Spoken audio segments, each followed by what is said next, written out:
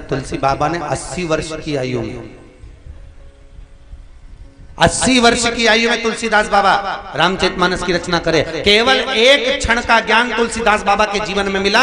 पत्नी का मोह इतना प्रबल था कि पत्नी से मिलने के लिए उसके मायके पहुंच गए। इतना आसक्ति, इतना मोह था।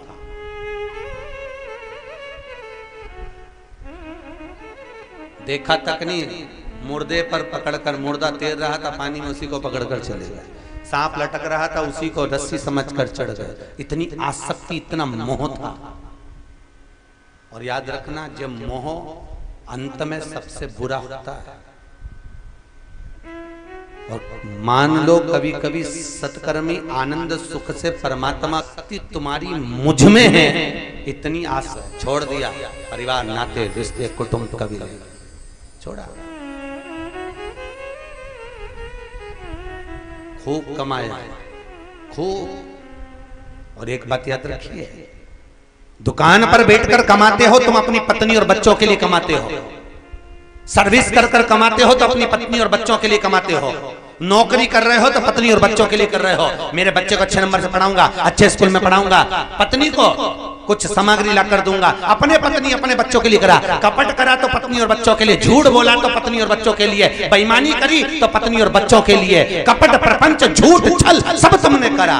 और अंतिम समय में जब प्राण छूटे, यमराज की कैद जब चढ़ोगे तो यमराज बंदी बनाएगा, तो रोगे, चिल्लाओगे, पड़कोगे और कहोगे मैंने तो कमाया था पत्नी और बच्चों के लिए। अगर उनके लिए कमाया, झूठ उनके लिए बोला, प्रपंच उनके लिए करा, छल उनके लिए करा, बेईमानी उनके लिए करी, तो नरक भी तो उनको भोगो, उनको भेजो। तो इतने में धर्मराज भी कहेगा झूठ तूने बोला, कपट तूने करा, बेईमानी तूने करी, प्रपंच तूने करा, तो नरक भी तू भोगेगा, ना पत्नी भोगेगी ना बच्चे। इसलिए धर्म पत्नियों से निवेदन है, सावधान, तुम तो अलमस्त रहो, तुम्हें टेंशन की जरूरत नहीं है। तुम काहे को टेंशन लेते?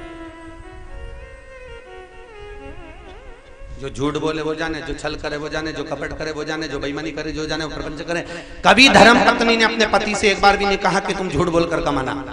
पूरे विश्व की नारियों को इकट्ठा करिए और एक बार इंटरव्यू लीजिए, कोई पत्नी अपने पति से नहीं कहती कि तुम बेईमानी करके कमाना। क्यों? क्योंकि वेद व्यास जी ने पत्नियों के नाम के आगे धर्म लिखा है। क्या नाम लिखा? धर्म पत्नी। क्या लिखा? जम के बोलो जरा। धर्म पत्नी। पर पतियों के नाम के आगे कभी लिखा धर्म पति? अरे बोलो तो, कहीं वेद व्यास जी ने लिख दिया हो, किसी चौपाई में तुलसी बाबा ने लिख दिया हो, कहीं किसी वाल्मीकि बाबा ने वर्णन कर दिया हो, किसी जगह पर नहीं लिखा धर्म पत्नी, पर तुम्हारी नाम के आगे लिखा धर्म पत्नी। धर्म पत्नी इसलिए लिखा कि पति कमाई करके लाएगा, झूठ बोलकर लाए, बेईमानी करके लाए, छल करके लाए, कैसी भी कमाई लाएगा और पत्नी के हाथ में देगा। और पत्नी का फर्ज है उसकी कमाई में से थोड़ा सा निकालना, कहीं राम कथा में, कहीं सत्कर्म में, कहीं ले जाकर लगा देना, तो पति को भी वैकुंठ ले जाना और खुद भी चली जाना। इसलिए तुम्हारे नाम के आगे धर्म लिखा, पर पत्नी ने कमाई में से निकाला तो सही, पर सब डेंटिंग पेंटिंग में ले जाके लगा दिया, धर्म में 1 रुपया ना लगाया। तो हम तो डूबे सनम, तुमको भी ले डूबे, दोनों ही गए। लगाया धर्म पत्नी और पति पति है। धर्म की पत्नी कभी नहीं कहती पति से कि तुम बेईमानी करो। बेटा कभी नहीं कहता बाप से कि पापा मेरे को अच्छा पढ़ाने के लिए, मुझे ऊंचा पहुंचाने के लिए तुम बेईमानी करना, छल करना, कपट करना, कभी नहीं कहते, कभी नहीं कहते। वो तो कहते हैं पापा काम ऐसा करना कि जिंदगी में नाम।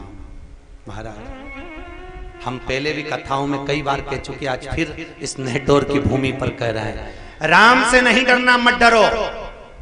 माता पिता से नहीं डरना, मत डरो। गुरु और शिष्यों से नहीं डरना, मत डरो।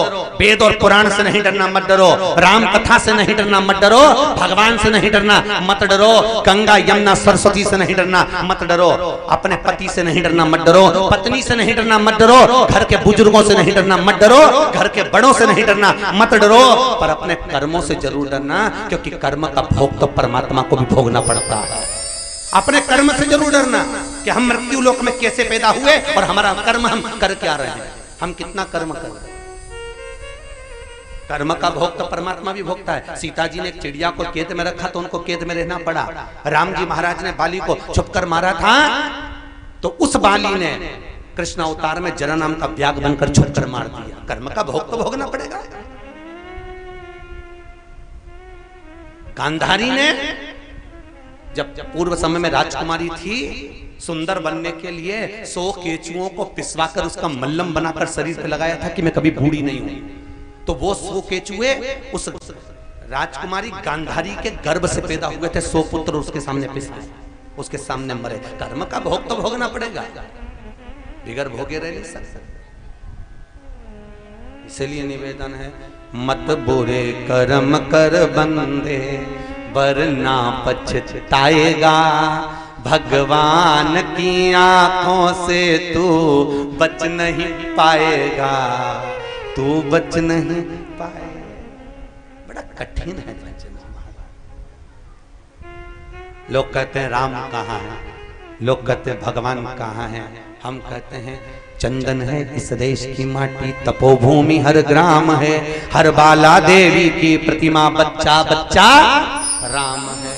हर जगह पर वही तो है।